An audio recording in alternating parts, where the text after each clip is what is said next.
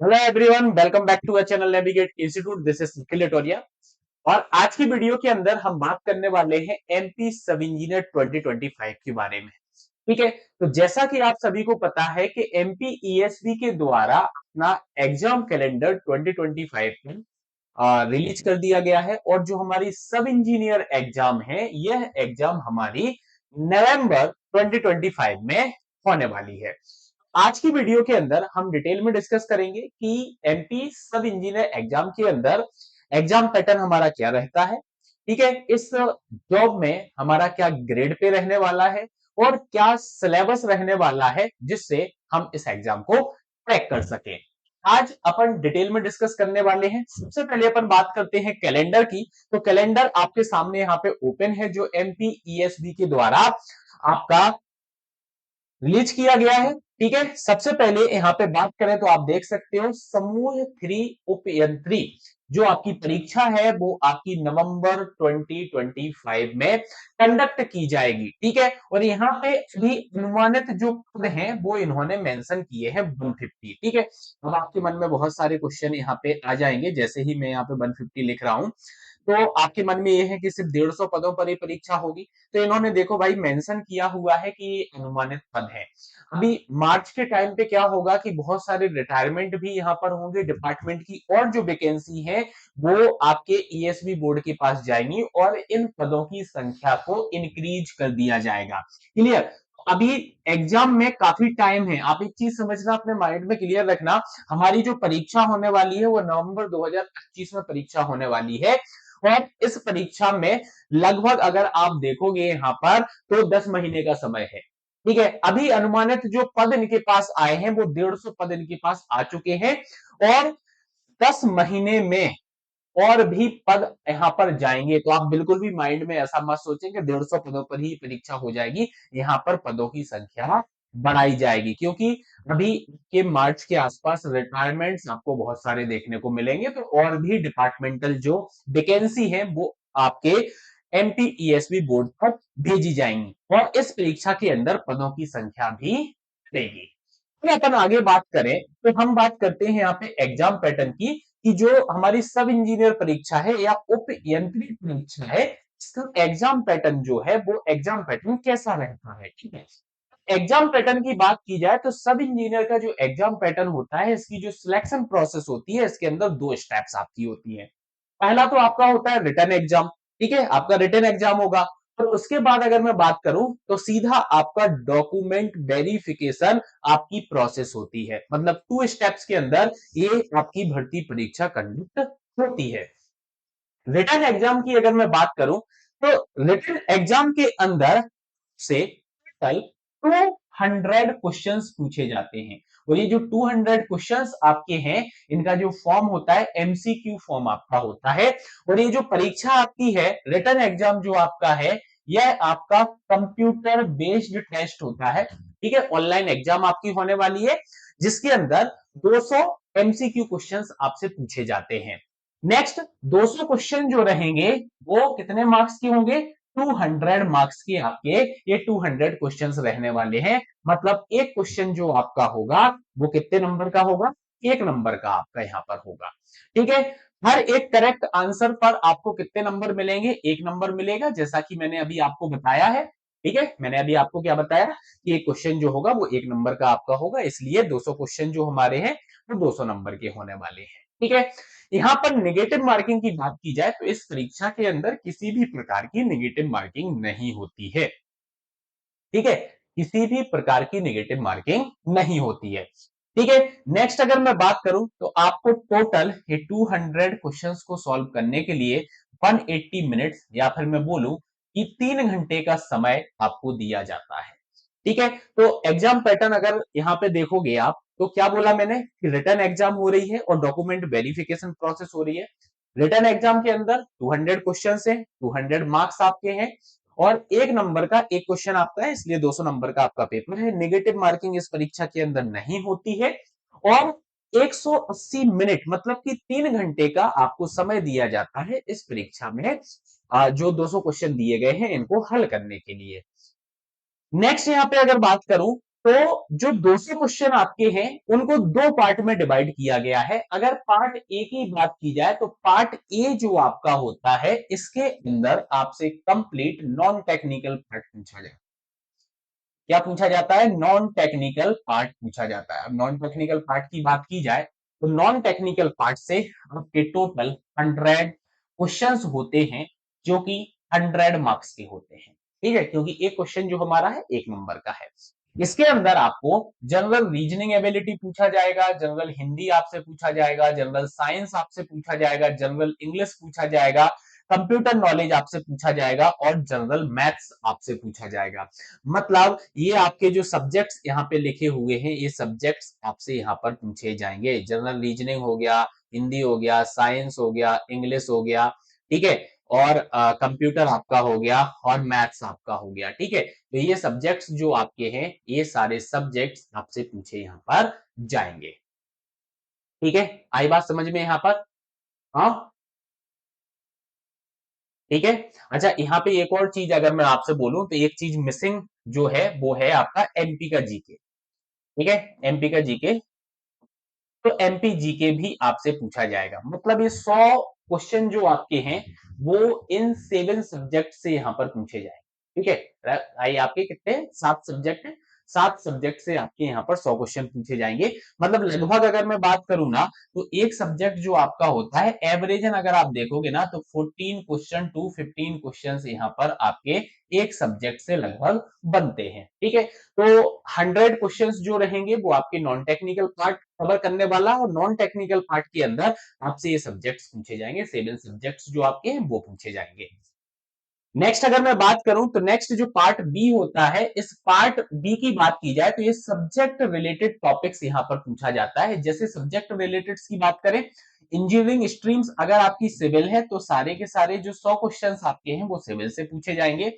अगर आपका इलेक्ट्रिकल है तो इलेक्ट्रिकल से क्वेश्चन पूछे जाएंगे और अगर आपका मैकेनिकल स्ट्रीम है तो मैकेनिकल स्ट्रीम से आपके 100 क्वेश्चंस पूछे जाएंगे। तो ये डिपेंड करता है कि आप किस स्ट्रीम से इस फॉर्म को फिल कर रहे हो। सिविल तो सिविल से 100 क्वेश्चन, इलेक्ट्रिकल तो इलेक्ट्रिकल से 100 क्वेश्चन, मैकेनिकल तो मैकेनिकल से 100 क्वेश्चन। मतलब टोटल हमारे 200 क्वेश्चन एंड 200 मार्क्स और समय जो मिलेगा वो मिलेगा अपने को 3 घंटे का। कितने घंटे का समय मिलेगा? 3 घंटे का समय मिलेगा। तो ये एग्जाम स्कीम और एग्जाम पैटर्न की अपन ने यहाँ पे बात की है कि एग्जाम स्कीम क्या रहने वाली है और एग्जाम पैटर्न हमारा क्या रहने वाला है। नेक्स्ट अगर मैं आपको बात बोलूं कि अगर आप इस एग्जाम को टारगेट कर रहे हैं और 2025 में आप सब इंजीनियर बनना चाहते हैं तो नेविगेट इंस्टीट्यूट का जो ऑनलाइन बैच है वो ऑनलाइन बैच आपका लाइव प्लस रिकॉर्डेड मोड में स्टार्ट हो चुका है। साथ ही साथ ऑफलाइन बैच भी आपका स्टार्ट यहाँ पर हो चुका है। थोड़ी सी डिटेलिंग में आपको बैच के बारे में दे दूं, उसके बाद अपन आगे बढ़ते हैं जो कि सिलेबस हमारा है उस पर अपन डिस्कशन करेंगे। अगर मैं लाइव और रिकॉर्डेड बैच की बात करूं तो इस लाइव और रिकॉर्डेड बैच के अंदर आपको कंप्लीटली टेक्निकल और नॉन टेक्निकल दोनों ही पार्ट को कवर किया जाएगा। ठीक है, यहाँ पे नंबर दिया गया है, आप इस नंबर पर कॉल करके डिटेल इंफॉर्मेशन ले सकते हैं इस कोर्स के बारे में। ठीक है, और इस कोर्स की जो प्राइस है आपकी जिसके अंदर complete tech plus non tech आपको मिलने वाला है, सॉरी, प्लस नॉन टेक आपको मिलने वाला है वो है आपका 4499। इस प्राइस के अंदर आपको complete technical plus non technical दोनों ही सिलेबस आपको कवर अप मिलेंगे। इसके अंदर जो चीजें आपकी हैं वो आपका जैसे कि फैसिलिटीज की बात करें तो आपको लाइव प्लस रिकॉर्डेड मोड में आपको क्लासेस मिलेंगी, कंप्लीट सिलेबस यहाँ पे कवर किया जाएगा। साथ ही साथ इंपोर्टेंट पता चीज क्या है कि अगर आप डिप्लोमा स्टूडेंट हैं, क्योंकि यहाँ पर डिप्लोमा और डिग्री होल्डर दोनों ही फॉर्म को फिल कर सकते हैं।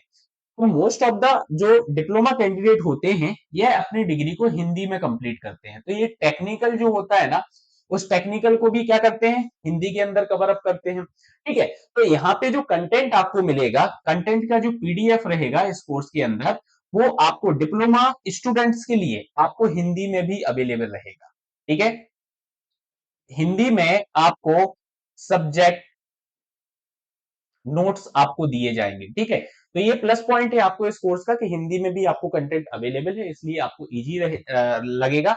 और जो डिग्री होल्डर है उनको तो इंग्लिश मीडियम में हम कंटेंट प्रोवाइड करते ही हैं, तो इंग्लिश मीडियम वाले कैंडिडेट्स के लिए मतलब डिग्री होल्डर कैंडिडेट्स के लिए इंग्लिश में आपको पूरा कंटेंट मिलेगा। ठीक है, साथ ही साथ आपकी जो टेस्ट सीरीज है, टेस्ट सीरीज यहाँ पे मिलेगा, डाउट डिस्कशन आपको मिलेगा, कंप्लीट एमसीक्यू प्रैक्टिस भी आपको इस कोर्स के अंदर मिलने वाली है। जो भी सब्जेक्ट आपका चलेगा उस सब्जेक्ट की एमसीक्यू प्रैक्टिस भी आपको इसी कोर्स के अंदर मिलेगी, उसका अलग से कोई भी चार्जेस आपको नहीं देना है। ठीक है, अगर आप इस कोर्स को देखना चाहते हो तो आप हमारी जो ऐप है, हमारी ऐप को आप डाउनलोड करोगे, उसके अंदर ये कोर्स आपको दिख जाएगा, उसके अंदर कुछ डेमो क्लासेस हैं, आप डेमो क्लासेस भी देख सकते हो कि किस टाइप से हम बैच में पढ़ाते हैं।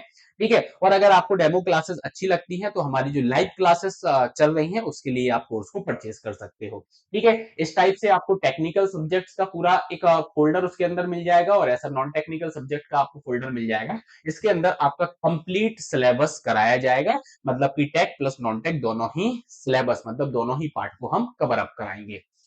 ठीक है, अब अगर आपको ये कोर्स लेना है और अगर आपका मन बन रहा है कोर्स के लिए तो आप ये नेविगेट प्राइम ऐप को डाउनलोड करें। ये नंबर दिए गए हैं, अगर कोई प्रॉब्लम आती है तो आप इन नंबर पर कॉल करके आप इंफॉर्मेशन ले सकते हैं। ठीक है, नेविगेट प्राइम के नाम से आप ऐप को डाउनलोड कर सकते हैं। ठीक है, आपको क्या बोलते हैं, अपना iOS पे अगर आपको रन करना है तो iOS पे भी आपको मिल जाएगा, लैपटॉप पे रन करना है लैपटॉप पे मिल जाएगा, और गूगल प्ले स्टोर पर भी अवेलेबल है, तो आप किसी भी प्लेटफॉर्म पे इस कोर्स को देख सकते हैं। ये तो ऑनलाइन की अपन ने यहाँ पे बात कर ली है। नेक्स्ट अगर मैं बात करूं तो नेक्स्ट हमारा ऑफलाइन मोड में भी सब इंजीनियर का जो बैच है वो स्टार्ट हो चुका है। ठीक है, सब इंजीनियर का जो बैच हमारा है स्टार्ट हो चुका है। इसके अंदर भी हम आपको complete tech plus non tech दोनों ही प्रोवाइड कराएंगे सिलेबस को। ठीक है, डेमो भी आपका अवेलेबल है, आप 2 डेज की डेमो क्लासेस भी ले सकते हैं। इस कोर्स के फीचर्स की अगर मैं बात करूं, ऑफलाइन मोड के फीचर्स की अगर बात की जाए तो ऑफलाइन मोड के अंदर भी आपका कंप्लीट सिलेबस कवर कराया जाएगा, टेक प्लस नॉन टेक आपको नोट्स दिए जाएंगे, हैंड रिटन नोट्स जो आपके हैं वो दिए जाएंगे, क्लासरूम के अंदर भी नोट्स बनवाए आपको जाएंगे। ठीक है, टेक्निकल नोट्स जो डिप्लोमा स्टूडेंट्स हैं उनको हिंदी मीडियम में भी अवेलेबल है, एमसीक्यू प्रैक्टिस सीट भी आपको सब्जेक्ट वाइज और टॉपिक वाइज प्रोवाइड की जाएगी। वीकली टेस्ट पेपर हो गया, फुल लेंथ टेस्ट पेपर हो गया, ये भी आपका यहाँ पे इंक्लूड रहेगा। डाउट डिस्कशन क्लासेस भी आपकी होती हैं, व्हाट्सएप ग्रुप फैसिलिटीज आपकी है, अगर कोई भी डाउट आपको आता है तो उस ग्रुप पर आप एनी टाइम डाउट को क्लियर कर सकते हैं। ठीक है, तो ये सारी चीजें आपको ऑफलाइन कोर्स के अंदर दी जाएंगी। ठीक है, नेक्स्ट अपन, ये तो कोर्स की जानकारी मैंने आपको दे दी है। नेक्स्ट अगर मैं बात करूं तो मैं सिलेबस की बात कर रहा हूं, हमने एग्जाम स्कीम के बारे में समझा, हमने एग्जाम पैटर्न के बारे में समझा। अब जो सब्जेक्ट्स हमने वहां पे ऊपर से देखे हैं ना कि नॉन टेक के अंदर जो 7 सब्जेक्ट्स पूछे जाएंगे उसके अंदर आपसे क्या पूछा जाएगा उसका अपन डिस्कशन करते हैं। जैसे जनरल नॉलेज की अपन यहाँ पे बात करें तो थोड़ा बहुत आपको history of India and the world आपको पूछ लिया जाता है। ठीक है, नाम उसने एमपी जीके का बोला है बट थोड़ी बहुत चीजें वो पूछ लेते हैं। ठीक है, तो ये टॉपिक्स जो आपके हैं ये टॉपिक्स आपको कवर अप करना है, और ऑलमोस्ट आप ये मान के चलो कि 10 to 20% आपका ये इंडिया का जीके उसके अंदर आ जाता है, बाकी 80% जो जीके होता है वो आपका एमपी का जीके होता है। तो ये जो टॉपिक्स आप यहाँ पे देख रहे हो ये टॉपिक्स आपके हैं जनरल नॉलेज सिलेबस के, ये जनरल नॉलेज सिलेबस आपको यहाँ पर चुनना है। ठीक है, नेक्स्ट अगर मैं बात करूं तो हिंदी का आपका सिलेबस है, तो हिंदी के सिलेबस के अंदर डिटेल में आपको ये सारे टॉपिक्स पढ़ना है, जैसे संधि हो गया, अलंकार हो गया, क्रियाभेद हो गया, रूपांतरण हो गया, समास हो गया, शब्द पद हो गए, मुहावरे होगा, हाँ ठीक है, संयुक्ति वाक्य हो गया, गद्यांश हो गया, वाक्य संशोधन आपका हो गया। तो ये कुछ टॉपिक्स है जो आपको हिंदी के अंदर पढ़ना है।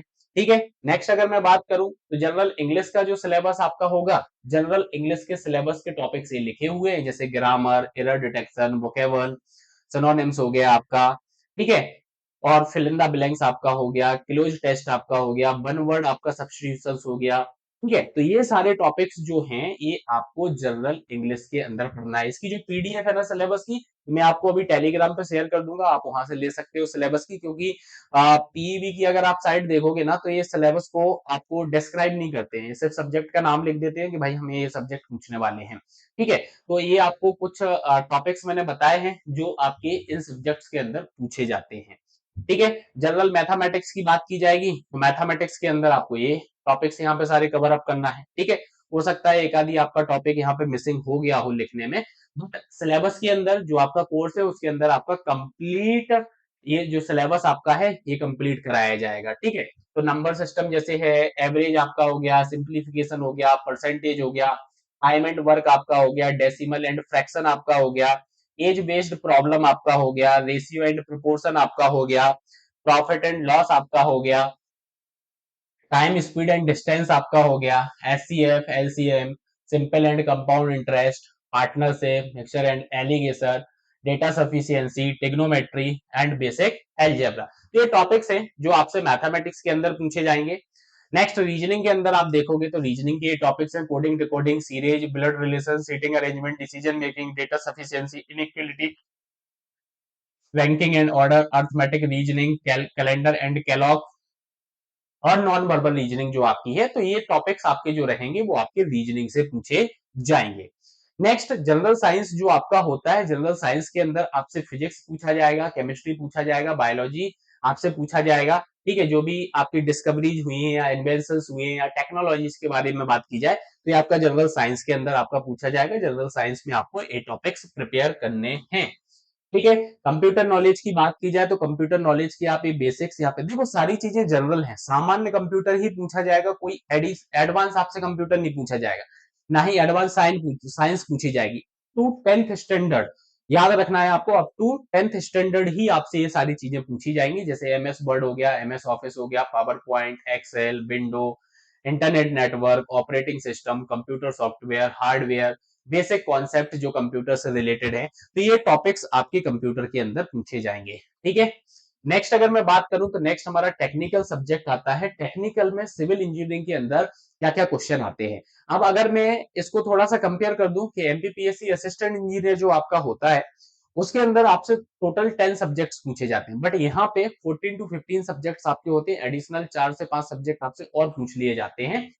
डिफरेंस यहाँ पे वही आ जाता है कि भैया अगर आप सब इंजीनियर की तैयारी कर रहे हो तो सर्वेइंग आपको पढ़ना है, बिल्डिंग मटेरियल आपको पढ़ना है, कंक्रीट टेक्नोलॉजी आपको पढ़ना है, एस्टिमेशन आपको पढ़ना है।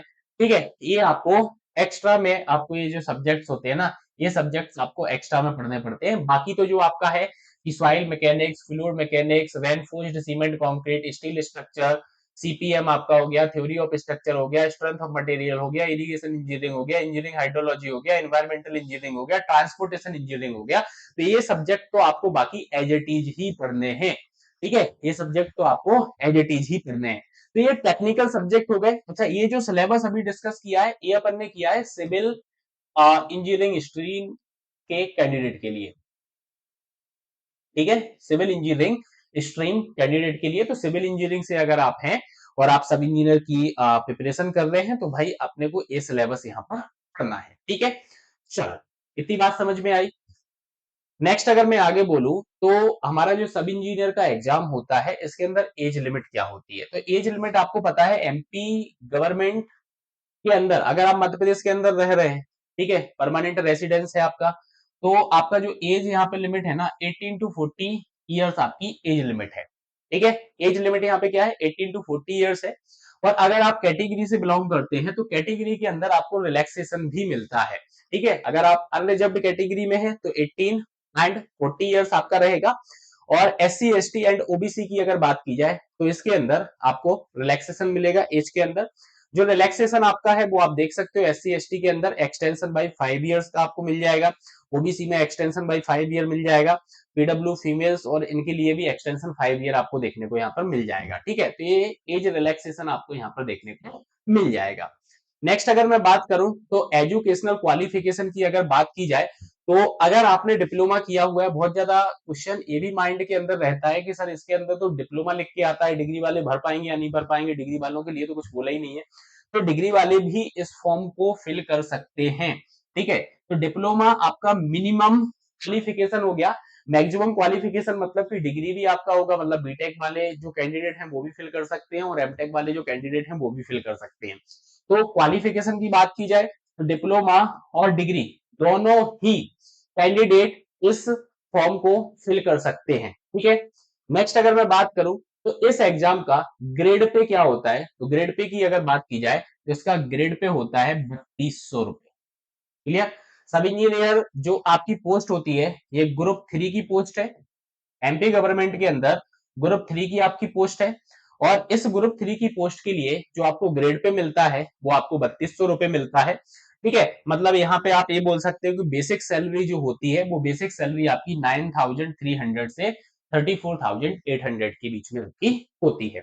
ठीक है, आई बात समझ में? तो ये ग्रेड पे के बारे में भी आपको बता दिया है। अगर कोई पॉइंट मेरे से छूट गया हो और आपको लग रहा हो उस पर कोई कंफ्यूजन हो उस पॉइंट पर, तो आप मुझे कमेंट बॉक्स में बता सकते हैं। मैं कमेंट बॉक्स में आपको यहाँ पे रिप्लाई कर दूंगा, या फिर नेक्स्ट लेक्चर जो हमारा रहेगा उसके अंदर, लेक्चर मतलब कि जो सेशन रहेगा उसके अंदर मैं आपके जो भी डाउट्स रहेंगे उस डाउट्स को सॉल्व कर दूंगा। ठीक है, तो अगर आप इस एग्जाम को टारगेट कर रहे हैं तो भाई हमारा ऑनलाइन लाइव और रिकॉर्डेड बैच स्टार्ट हो चुका है। आप इस कोर्स को देख सकते हैं, अगर आपको यूजफुल लगता है तो आप ले सकते हैं इस कोर्स को और अपनी प्रिपरेशन को बहुत अच्छा बना सकते हैं, क्योंकि हमारे पास अभी समय है और हम इस दौरान बहुत अच्छी प्रिपरेशन कर सकते हैं और इस एग्जाम को क्रैक कर सकते हैं।